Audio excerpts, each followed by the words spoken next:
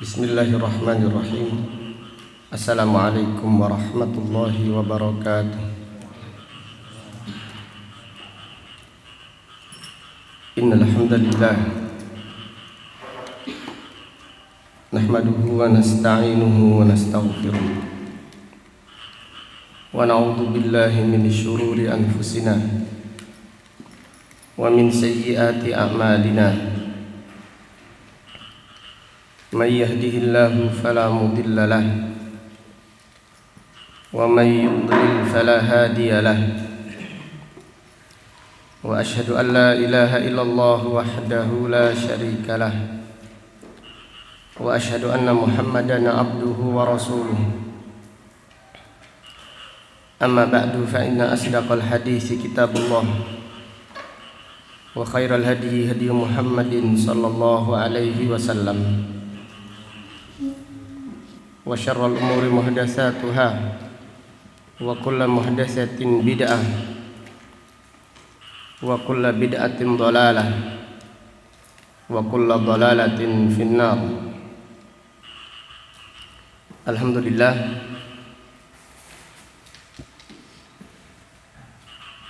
pada pagi yang berbahagia ini, yaitu hari Jumat tanggal 21 bulan Safar tahun 1442 Hijriah, dengan izin Allah Subhanahu wa taala kita melanjutkan kembali kajian Kitabut Tauhid alladzi huwa haqqullahi 'alal 'abid, yang ditulis oleh Al-Imam Al-Mujaddid Syekhul Islam Muhammad Ibnu Abdul Wahhab Ibni Sulaiman Ibni Ali At-Tamimi, imam besar kaum muslimin, yang dilahirkan pada tahun 1115 Hijriah dan meninggal dunia pada tahun 1206 Hijriah, rahimahullahu ta'ala rahmatan wasi'ah. Qala al-imamu al-muallif rahimahullah, babun la yudbahu lillahi bimakanin yudbahu fihi li ghairillah. Bab dilarang menyembelih korban karena Allah di tempat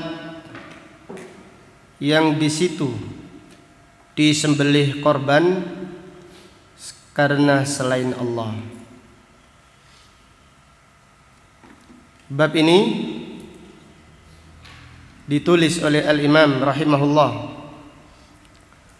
untuk menjelaskan larangan menyembelih korban karena Allah. Korban yang disembelih lillahi, tetapi tempatnya adalah tempat yang biasa dikerjakan kesyirikan. Tempatnya orang-orang musyrik, tempatnya orang-orang menyekutukan Allah, tempatnya orang menyembelih korban untuk berhalanya. Maka menyembelih korban karena Allah tersebut dilarang. Kenapa? Supaya menutup pintu kesyirikan. Supaya menutup kesyirikan dan supaya tidak menyerupai perbuatan kaum musyrikin.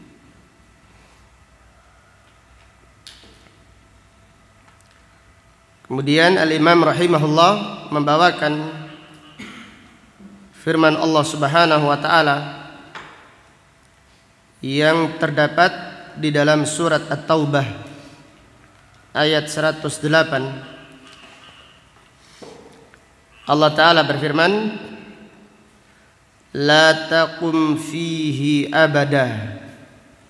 Janganlah kamu mengerjakan salat di dalamnya selama-lamanya. Yang dimaksud ayat ini adalah Rasulullah sallallahu alaihi wasallam dilarang oleh Allah Subhanahu wa taala untuk salat di Masjid Dirar. Masjid Dirar adalah masjid yang dibangun oleh orang-orang munafik. Di niat mereka jahat. Niat mereka supaya memecah belah kaum muslimin. Niat mereka supaya memecah belah para sahabat radhiyallahu anhum ajma'in. Namun mereka menampakkan perbuatan ini seakan-akan baik. Mereka mengatakan kami membangun masjid ini untuk orang-orang yang lemah, untuk orang-orang yang tua, yang tidak sanggup melakukan perjalanan jauh ke Masjid Nabawi karena kejauhan. Maka dibangun Masjid Dirar yang kelihatannya bagus. Tujuannya untuk orang-orang yang lemah, terutama di musim dingin. Namun niat mereka sebenarnya, niat mereka yang hakiki adalah untuk memecah belah para sahabat radhiyallahu anhum ajma'in. Maka mereka mengundang Rasulullah sallallahu alaihi wasallam untuk sholat di masjid tersebut, yaitu Masjid Dirar. Kemudian setelah itu Allah Subhanahu wa taala mengabarkan kepada nabinya Nabi Muhammad sallallahu alaihi wasallam tentang niat mereka yang jahat, tentang niat mereka yang tidak baik.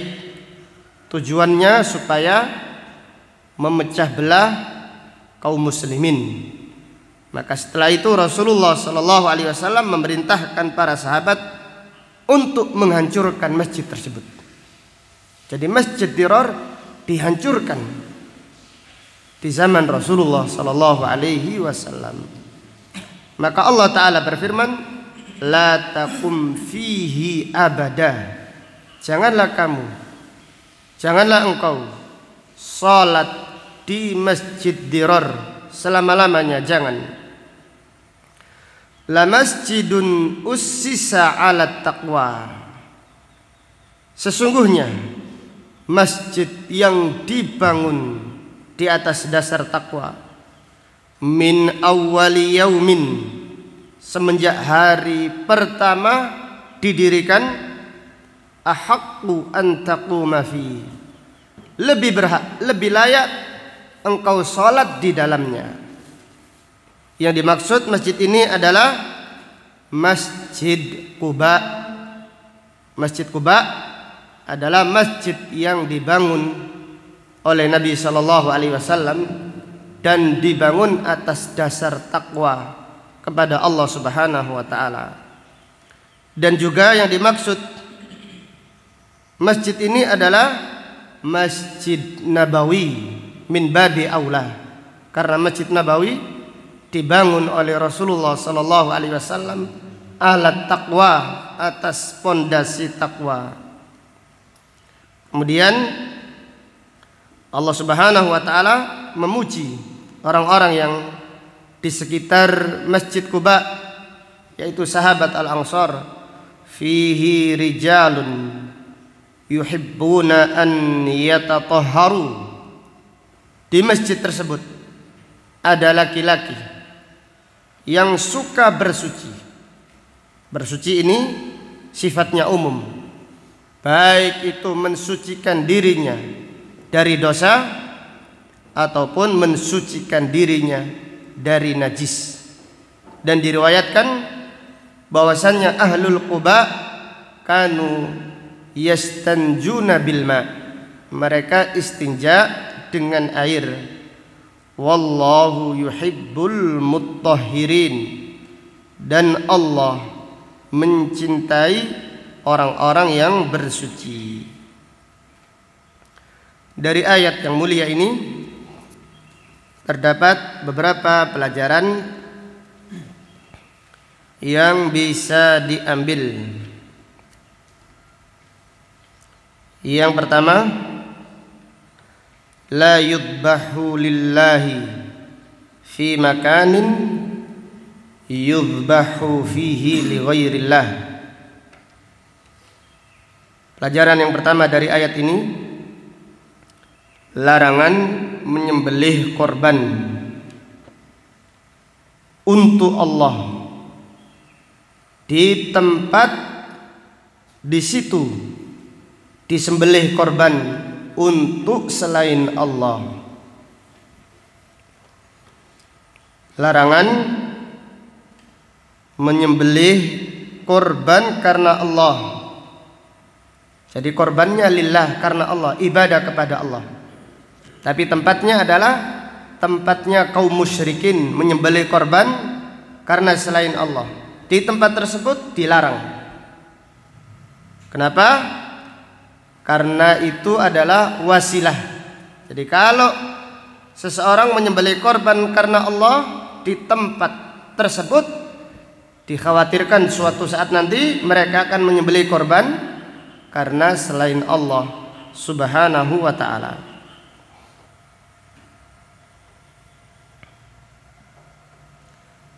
Maka apabila demikian, kita dilarang menyembelih korban. Contohnya di pohon beringin.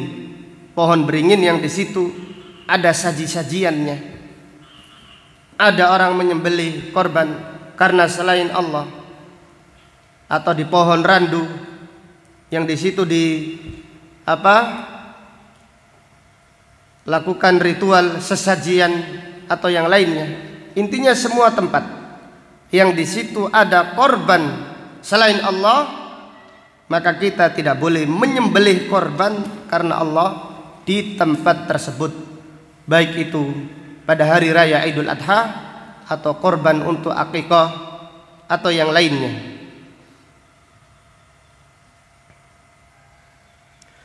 Kemudian pelajaran berikutnya dari ayat ini, fihi saddu dzari'ati syirk, perintah untuk menutup pintu kesyirikan. Jadi perintah menutup pintu menuju kesyirikan. Jadi karena syirik adalah dosa yang paling besar, maka pintu-pintu menuju kesyirikan ini harus ditutup. Jangan didekati. Apabila Allah Subhanahu wa ta'ala melarang mendekati perzinaan, maka larangan mendekati kesyirikan lebih utama.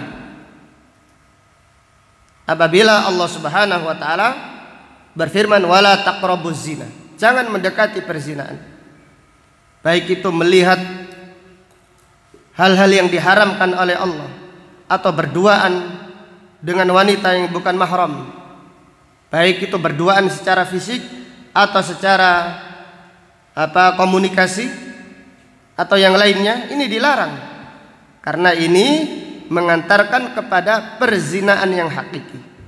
Apabila itu dilarang, maka mendekati kesyirikan lebih dilarang lagi.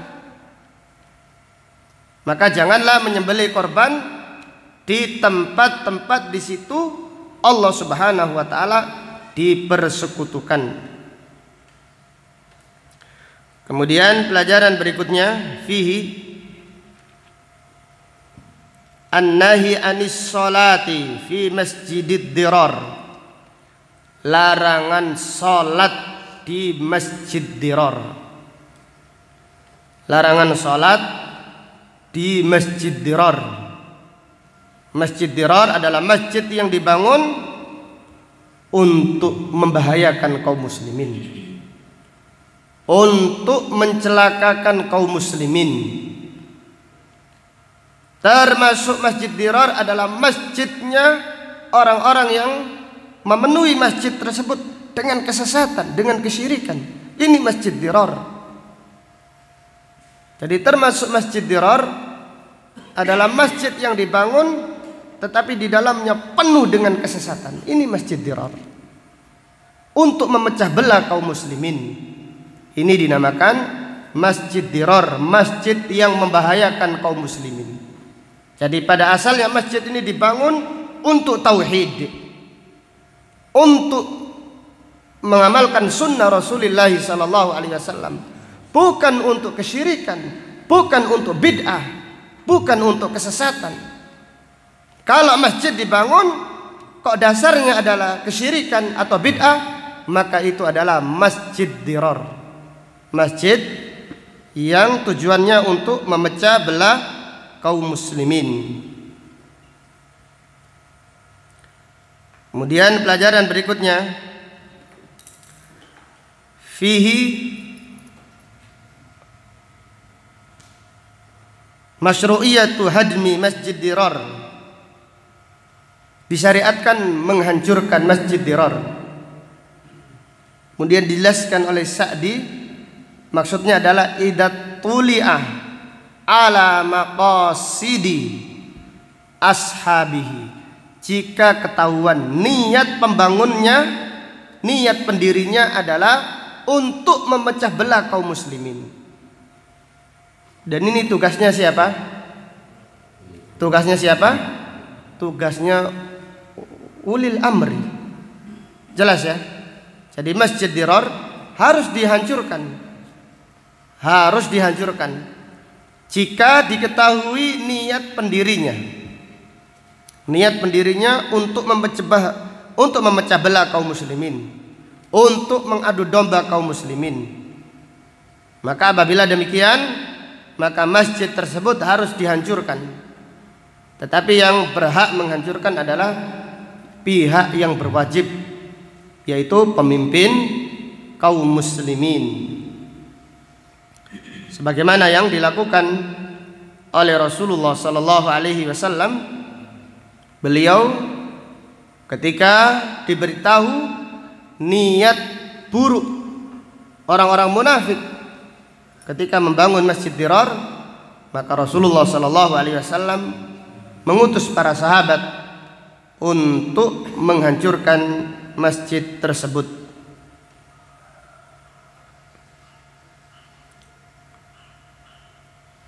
Kemudian di antara pelajaran yang diambil dari ayat ini, fihi an-nahi anis salati fi amakinil maksiyah. Larangan salat di tempat-tempat maksiat.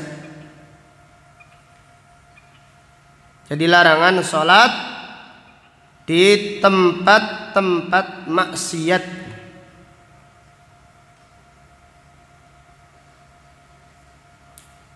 Demikian pula larangan salat di tempat-tempat kesyirikan.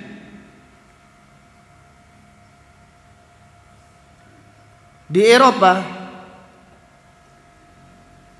atau di tempat yang lain, di negara selain Islam, selain negara kaum muslimin, ada kampus atau universitas yang di situ ada tempat ibadah semua agama. Ada ibadah semua agama, ada Hindunya, ada Budanya, ada Konghucunya, ada yang lainnya, ada yang lainnya. Maka apa hukumnya sholat di tempat tersebut? Baca ayat ini. Sholat di tempat tersebut dilarang. Kenapa? Karena ada berhalanya yang disembah dari selain Allah Subhanahu wa ta'ala. Maka sekali lagi, larangan sholat di tempat maksiat. Di tempat maksiat dilarang, apalagi di tempat kesyirikan. Jadi di situ Allah Subhanahu wa ta'ala dipersekutukan, maka dilarang salat di tempat tersebut. Demikian pula sama halnya, sebagian ada yang berdakwah di tempat-tempat maksiat, sampai ceramah di lokalisasi, di diskotik. Nah, semua yang hadir pakaiannya separuh. Ini gimana ini? Ini dakwah model apa? Ini dakwah hanya mencari ketenaran saja, waliyadu billah. Jadi dakwah di tempat maksiat, jelas-jelas itu maksiat. Pun yang hadir semuanya pakaiannya tidak jelas, seakan-akan ini adalah ajaran para nabi dan para rasul. Tidak demikian.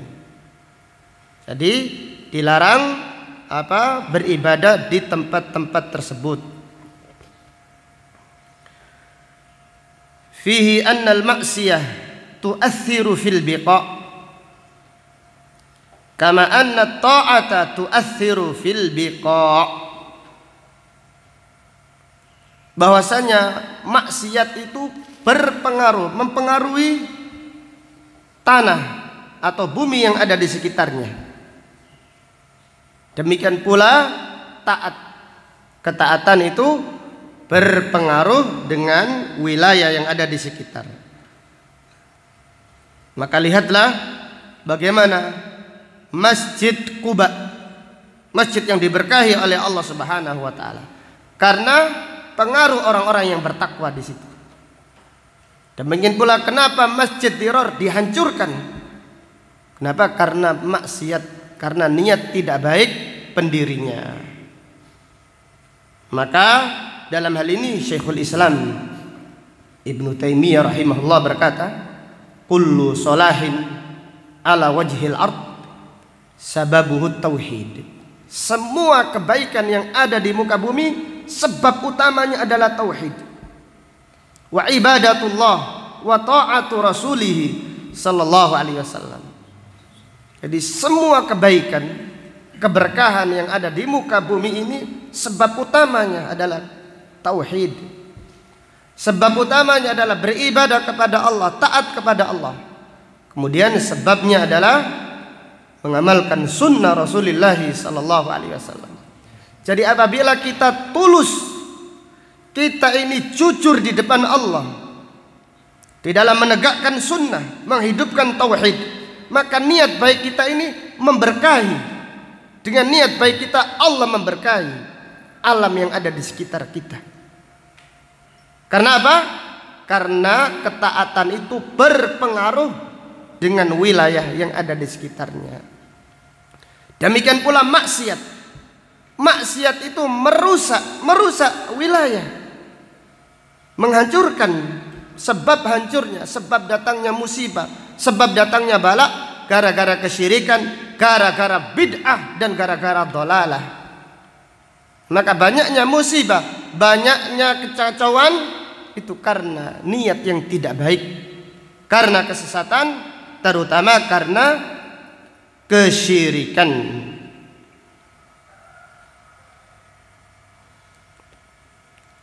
Kemudian pelajaran berikutnya dari ayat yang mulia ini, fihi fadlu masjid Quba wal masjidin nabawi. Keutamaan Masjid Quba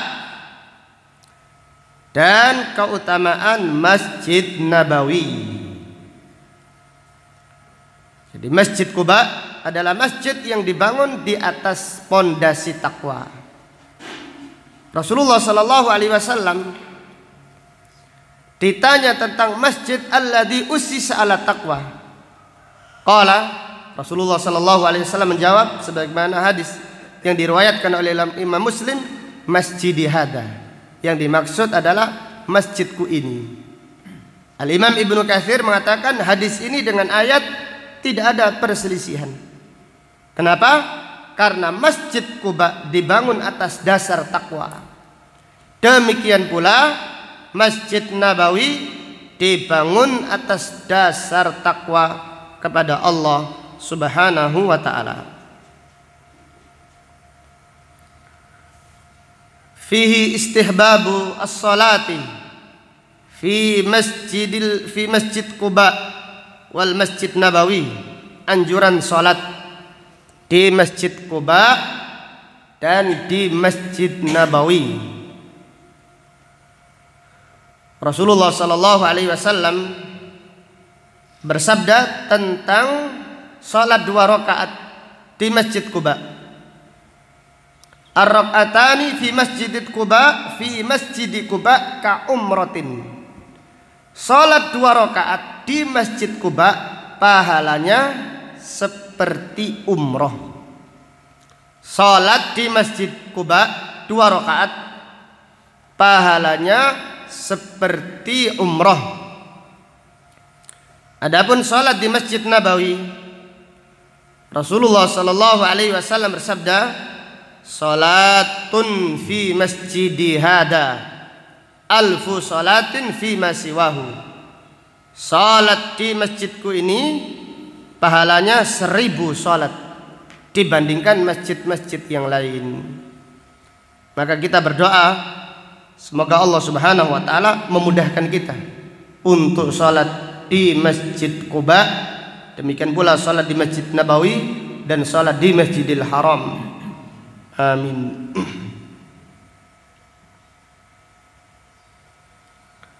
Kemudian pelajaran berikutnya, fihi wujubu ta'sisil masajid ala taqwa.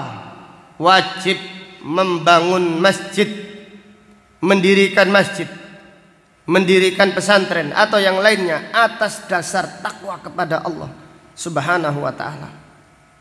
Bukan karena pamrih, bukan karena kenangan, bukan karena sejarah atau yang lainnya, dikenang, dimuliakan. Tetapi dasarnya tetap harus kita periksa niat kita terus. Dasar kita hendaklah di dalam mendirikan masjid, mendirikan pesantren, mendirikan apapun juga hendaklah atas dasar takwa, karena mereka itulah orang-orang yang dimuliakan oleh Allah Subhanahu wa taala. Karena mereka yang membangun sesuatu atas dasar takwa yang akan ditolong oleh Allah Subhanahu wa taala. Kemudian pelajaran berikutnya, dari ayat ini terdapat pelajaran. Ini Syekh Sa'di rahimahullah berkata, innal amala al-mabniya 'alal ikhlas wal mutaba'ah huwal amal al-muassas 'ala taqwa. Sesungguhnya amal yang dibangun atas dasar ikhlas, atas dasar mengikuti sunnah, itulah amal yang dibangun atas dasar takwa. Kemudian Syekh Sa'di berkata, al-musilu li'amilihi ila jannatin na'im, yang mengantarkan orang yang beramal tersebut menuju surga yang penuh dengan kenikmatan. Jadi apa yang dimaksud membangun masjid atas dasar takwa adalah membangun atas dasar ikhlas, atas dasar mengikuti sunnah. Contohnya yang dibela adalah sunnah Rasulullah sallallahu alaihi wasallam. Kemudian beliau berkata, wa ammal amalu al mabniyu ala su'il qasd. Adapun amal yang dibangun atas dasar niat yang tidak baik, wal bid'ah, demikian pula dibangun atas dasar bid'ah, wad dalal, dan atas dasar kesesatan, kesyirikan, huwal amal al muassas ala syafa jurufin har fanhara bihi fi nari jahannam. Itu adalah amalan yang dibangun di atas jurang kehancuran yang mengantarkan pelakunya hancur, jatuh di neraka jahanam, wal iyadu billah. Jelas ya? Jadi amal yang mendirikan masjid atau yang lainnya atas dasar takwa itu apa? Yang dimaksud adalah atas dasar niat yang ikhlas, yang jujur karena Allah, membela agama Allah, semata-mata demikian. Kemudian ukurannya apa? Ukurannya sesuai dengan sunnah Rasulullah sallallahu alaihi wasallam. Adapun mendirikan masjid, dasarnya niatnya tidak benar, niatnya karena pamrih supaya dikenang atau yang lainnya, atau dasarnya bid'ah, untuk bid'ah, untuk dolalah, untuk kesesatan, itu adalah bangunan yang dibangun atas dasar ala syafa jurufin harin fanhara bihi fi nari jahannam. Bangunan yang dibangun di atas tepi jurang kehancuran yang akan jatuh ke neraka jahannam, wa bi'sal masir wal iyadu billah. Kemudian pelajaran berikutnya dari ayat ini, fihi maka lillahi baqiyah, amal yang karena Allah akan kekal. Jadi amal yang dikerjakan karena Allah pasti akan kekal. Lihatlah Masjid Quba kekal sampai sekarang. Demikian pula Masjid Nabawi ada sampai sekarang. Kenapa? Karena dasarnya adalah lillah. Lihatlah lagi Masjid Quba hancur karena dasarnya bukan karena Allah. Supaya ngetren saja, supaya terkenal saja. Ini hati-hati. Semuanya kita harus introspeksi diri, mengoreksi hati. Jadi dasar amal kita karena Allah, bukan karena kenangan, bukan karena itu, bukan karena yang lain, tapi hendaklah jujur, sidqun niyah, jujur karena Allah Subhanahu wa taala.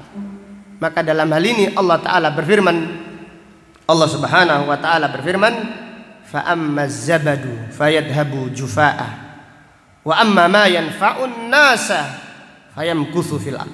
Adapun buih itu amal yang bukan karena Allah, niatnya tidak benar, fayadhabu jufa, akan lenyap, hilang. Wa amma ma yanfa'un nas, adapun yang bermanfaat bagi manusia, fayamkuthu fil ard, akan kekal di muka bumi. Imam Malik rahimahullah ketika dikabarkan banyak orang yang menulis kitab Muwatta, banyak yang menulis kitab Muwatta, dikatakan kathurat al-muwatta'at, banyak yang menulis kitab Muwatta. Maka Imam Malik berkata dengan ucapannya, maka lillahi baqiyah, yang karena Allah saja yang akan kekal. Maka para ulama melihat jika ada kitab kok kekal dipelajari, diamalkan, ini insya Allah menunjukkan keikhlasan penulisnya, menulis karena Allah Subhanahu wa taala. Demikian pula apabila menyampaikan ilmu, mempelajari ilmu karena Allah akan kekal, maka lillahi baqiyah. Dalam ayat yang lain Allah Subhanahu wa taala berfirman, wal baladut thayyibu yakhruju nabatuhu biizni rabbih walladzi khabutha la yakhruju illa nakida. Wal baladut thayyib, negeri yang baik, yang dimaksud adalah orang yang beriman, beramal soleh, niatnya karena Allah, tujuannya baik, niatnya mulia, cita-citanya mulia. Yakhruju nabatuhu biidzni rabbi, buah-buahannya, tumbuh-tumbuhannya, tanamannya banyak manfaatnya, dimanfaatkan. Walladzi khabutha, adapun orang yang buruk niatnya, niatnya tidak baik, tidak karena Allah, walladzi khabutha la yakhruju illa nakida, tidak mengeluarkan kecuali sesuatu nakida yang sedikit manfaatnya, sangat sedikit atau tidak ada manfaatnya sama sekali. Wal iyadu billah. Kemudian pelajaran berikutnya,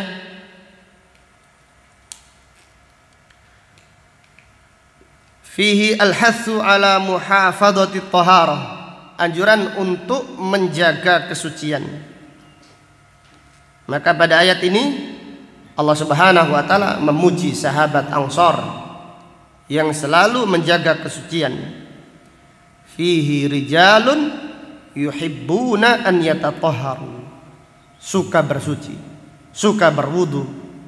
Kemudian diantaranya selalu menjaga kesucian jasadnya, badannya, apabila buang kotoran langsung bersuci.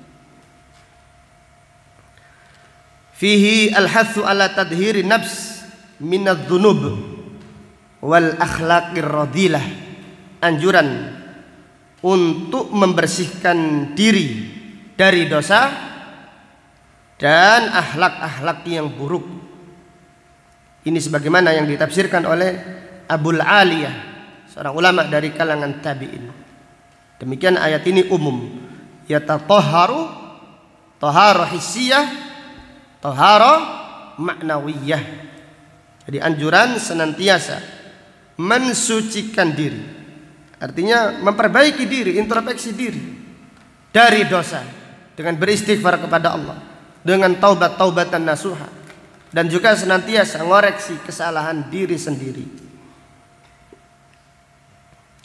Kemudian dari ayat ini terdapat pelajaran fihi wujubul istinja, wajib istinja.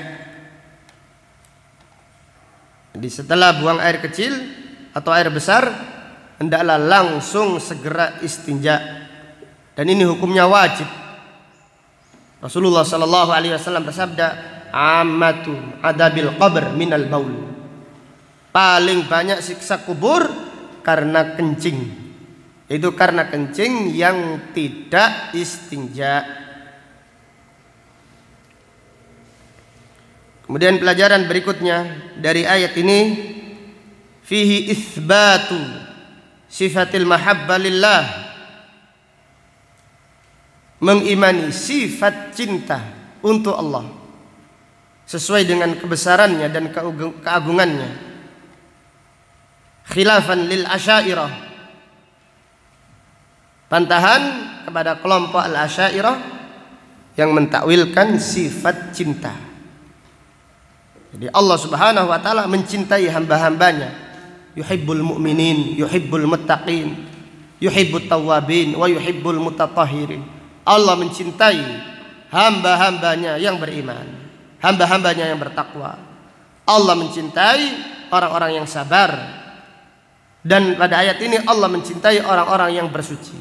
Maka kita mengimani sifat mahabbah lillah yaliqu bi jalalihi wa 'azamatihi, sesuai dengan kebesarannya dan keagungannya, dan tidak sama sifat Allah dengan sifat-sifatnya makhluk. Kemudian dalil yang berikutnya yang dibawakan oleh Al-Imam rahimahullah, wa an Thabit ibni Dhahhak radhiyallahu anhu qala, nadara rajulun an yadbaha ibilan bibuwana. Dari Thabit Ibnu Dhahhak radhiyallahu anhu, ia berkata, ada seorang sahabat yang nadar menyembelih onta di Buana.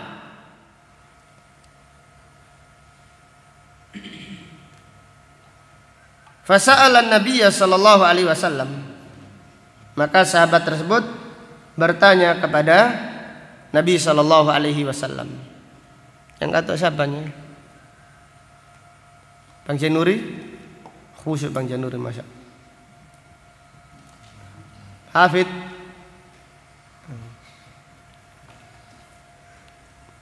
Ada seorang sahabat bernadar menyembelih onta. Otomatis sahabat tersebut menyembelih onta karena siapa? Karena Allah.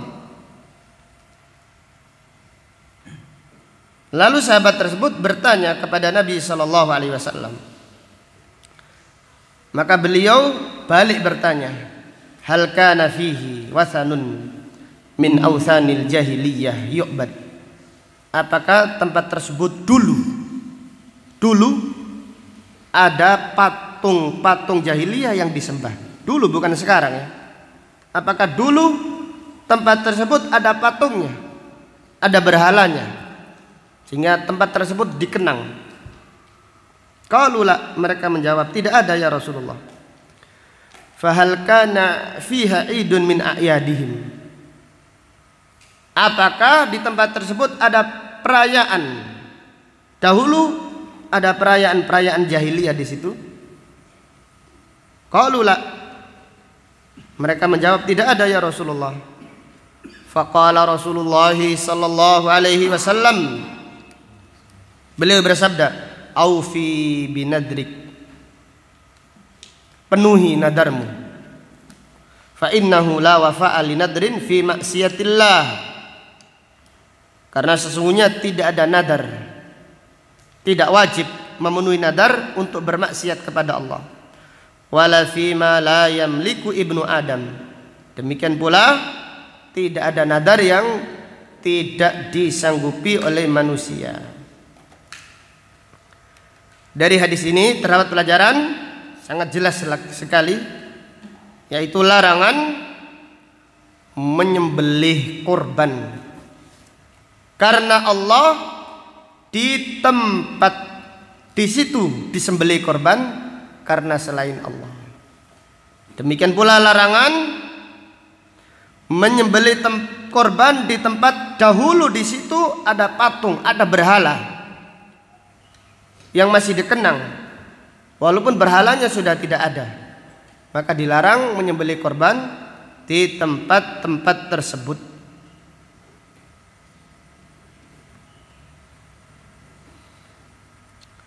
Kemudian dari hadis ini terdapat pelajaran fihi wujubul wafa'i bin nadr, wajib menepati nadar. Itu nadar yang wajib ditepati adalah nadar taat, nadar ibadah, seperti puasa atau seperti sedekah atau seperti menyembelih korban. Jadi kalau ada orang bernadar menyembelih korban, maka wajib dia menyembelih korban, karena ini adalah nadar. Rasulullah sallallahu alaihi wasallam bersabda, "Aufi binadrik."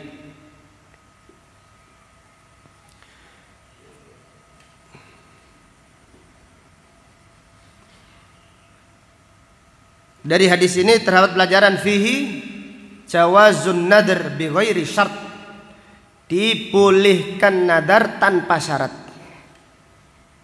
Dibolehkan nadar tanpa syarat. Kita mengatakan dibolehkan karena khilaf di antara para ulama. Ada yang mengatakan dianjurkan, ada yang mengatakan dibolehkan. Adapun nadar dengan syarat, nadar dengan syarat. Contohnya orang yang kalau sakit berkata, kalau saya sembuh wajib saya nadar menyembelih onta. Ini adalah nadar syarat, nadar yang ada syaratnya. Kalau tidak sembuh berarti apa? Tidak menyembelih onta.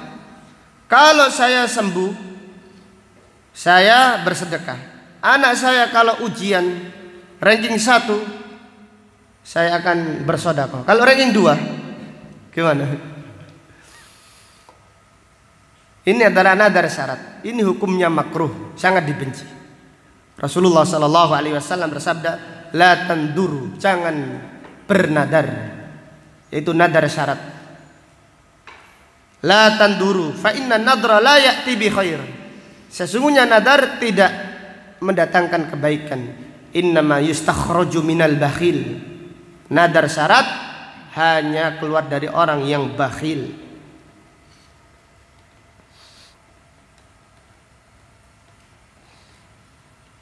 Kemudian dari bab ini terdapat beberapa pelajaran yang bisa diambil. Penulis rahimahullah berkata, fihi tafsiru qawlihi la taqum fihi abada. Tafsir firman Allah Subhanahu wa taala, la taqum fihi abada. Janganlah salat di dalamnya selama-lamanya. Ini diambil faedah oleh penulis, berarti kalau dilarang salat di tempat maksiat, di masjid dirar, maka sama saja dilarang menyembelih korban, karena Allah di tempat-tempat kesyirikan yang di situ disembelih korban karena selain Allah.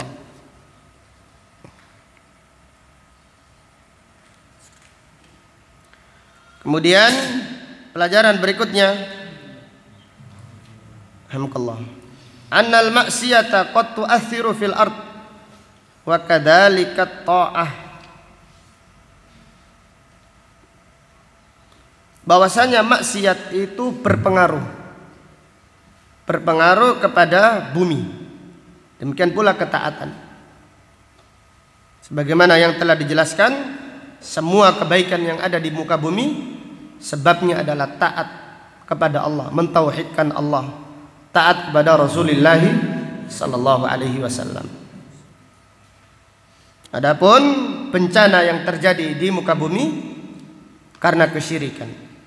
Maka pada hari kiamat nanti tidak ada lagi orang yang bertauhid. Karena tidak ada lagi orang yang bertauhid, maka hari itu akan terjadi hari kiamat. Rasulullah sallallahu alaihi wasallam bersabda, "La taqumus sa'ah ala ahadin yaqulu la ilaha illallah."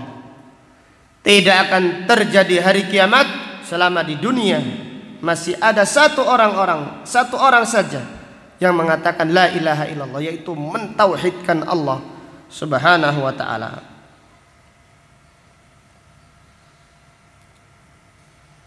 Yang ketiga, raddul mas'alatil mushkilah ilal mas'alatil bayyinah liyazulal iskal. Mengembalikan masalah yang rumit kepada masalah yang jelas supaya hilang kerancuan tersebut. Jadi kalau tidak jelas disampaikan, ditanyakan supaya tahu kejelasannya itu apa. Fihi istifsalul mufti idza ihtaja ila dalik. Dari bab ini terdapat pelajaran seorang mufti hendaklah bertanya dulu, memerinci permasalahan sebelum menjawab. Jadi ketika sahabat tadi bertanya, "Ya Rasulullah, apakah saya boleh menyembelih korban di buana?" Apa itu buana? Supaya jelas. Kemudian digamblangkan lagi, apakah di situ ada berhalanya dahulu? Apakah dahulu juga diadakan perayaan-perayaan jahiliyah? Ketika dijawab tidak ada ya Rasulullah, baru Nabi sallallahu alaihi wasallam menjawab, "Aufi binadrik." Dari bab ini terdapat pelajaran fihi anna takhsisal buqa bin nadri la ba'sa bih idza khala minal mawani'. Mengkhususkan sebagian tempat untuk nadar ini tidak mengapa jika bersih, jika tidak ada penghalang-penghalangnya, jika tidak ada kesyirikan, jika tidak ada berhalanya, jika tidak ada perayaan-perayaan jahiliyah, tidak mengapa. Jelas ya?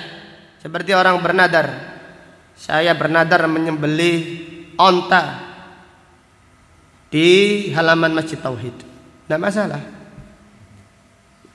Jelas ya? Tapi kalau ada orang safar jauh, niat ibadah ke tempat ini, boleh atau tidak boleh? Safar, menganggap tempat ini pahalanya lebih banyak, tidak boleh. Karena dilarang safar, niatnya untuk beribadah di tempat tersebut, menganggap lebih pahalanya, kecuali di 3 masjid. Fihi al-man'u minhu idza kana fihi wathanun min awthanil jahiliyah walau ba'da zawalihi. Di antara penghalangnya adalah ada patung-patung jahiliyah walaupun sudah hilang, tidak boleh tetap. Patungnya sudah tidak ada, tetap tidak boleh menyembelih korban karena Allah di situ. Wal man'u minhu idza kana fihi idun min a'yadihim walau ba'da zawalihi. Di antara penghalangnya adalah perayaan-perayaan jahiliyah di tempat tersebut walaupun sudah tidak ada, tetap tidak boleh menyembelih korban di tempat tersebut. Fihi annahu la yajuzul wafa bima nadara fi tilkal buq'ah li'annahu nadru maksiyah. Larangan memenuhi nadar di tempat-tempat tersebut. Jadi kalau ada orang bernadar, saya bernadar menyembelih korban karena Allah, tetapi di dekat pohon randu yang di situ banyak saji-sajiannya, maka tidak boleh menepati nadarnya. Apa yang harus dilakukan orang tersebut? Apa kewajibannya? Wajib membayar apa? Membayar denda. Tidak boleh menunaikan nadarnya diganti dengan membayar denda.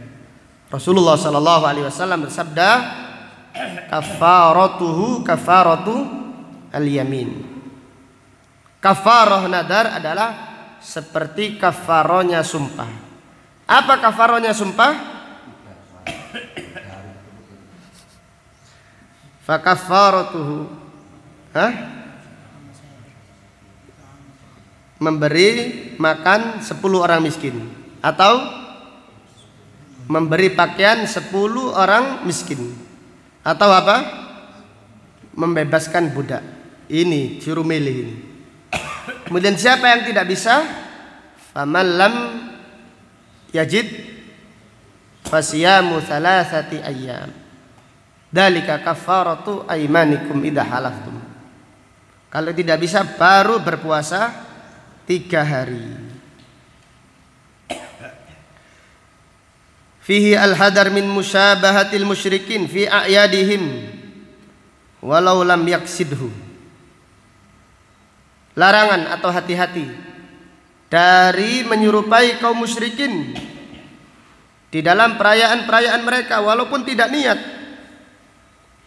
Niatnya cuma rekreasi saja, tapi barengan tahun baru ini tidak boleh. Jelas ya? Niatnya mumpung aji, mumpung liburan. Padahal di pantai tersebut atau di tempat tersebut perayaan. Jelas ya? Ini tidak boleh. Niatnya walaupun niatnya, ini pemahaman yang jeli sekali dari Al-Imam rahimahullah. Jadi larangan mengikuti hari rayanya kaum musyrikin walaupun tidak niat ikut. Ini banyak sekali contohnya.